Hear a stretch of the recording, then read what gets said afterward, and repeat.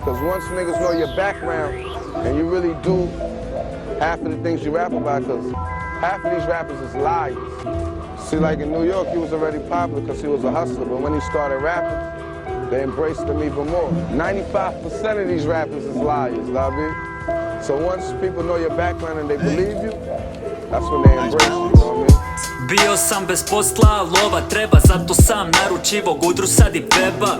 Kupovo bitcoine, pretraživo vendore, krio se u sjeni, izbjegavo spektore. Bio sam od mlađih dilera u getu, Gudra se prodavala jer imala je kvalitetu. Drugi radi toga htjeli su mi nanje štetu, pa sam radi sigurnosti kupio beretu.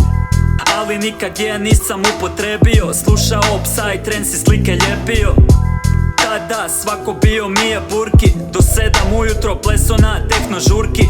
Svaki pola sata vuko sam brzinu, vilica skače kao djeca na trampolinu.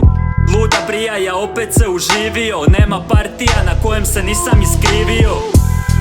Kad se sjetim tih starih dana, kad se sjetim kako je bilo.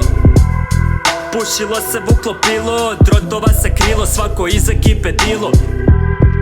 Kad se sjetim tih starih dana, kad se sjetim kako je bilo. Pušilo se, vuklo pilo, drotova se krilo, svako iz ekipe dilo. Basket na školskom volili smo razbacit, ljudima morali smo nešto dobacit. Drugi su govorili da smo obični seljaci, a mi smo bili samo ludi divljaci.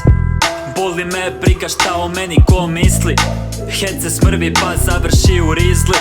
Brzo se smota, zato brzo plane, usta suha, želudac traži hrane. Usta Sahara, ispred mene Fata Morgana, tijelo mi je puno ožiljaka i rana. Svakoga dana, rap mi sve bolje ide, to mogu čak i slijepi da vide.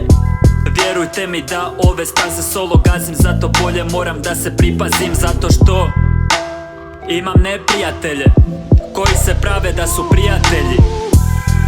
Kad se sjetim tih starih dana, kad se sjetim kako je bilo. Pušilo se, vuklo pilo, drotova se krilo, svako iz ekipe dilo.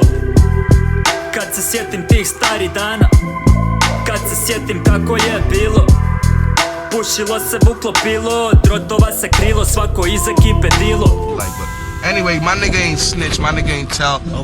My niggas ain't no rats, I wouldn't even run with rats to begin with. Like, yeah, he broke a lot of people's jaws in the hood, too. I ain't gonna lie, sit up here talk bad about him. He did that. Know what I mean? Right. So he used to fuck niggas up in the hood. This gun game wasn't crazy, but he used to whoop niggas' ass, break niggas' jaws, do all of that. He was one of the biggest, youngest drug dealers at that time.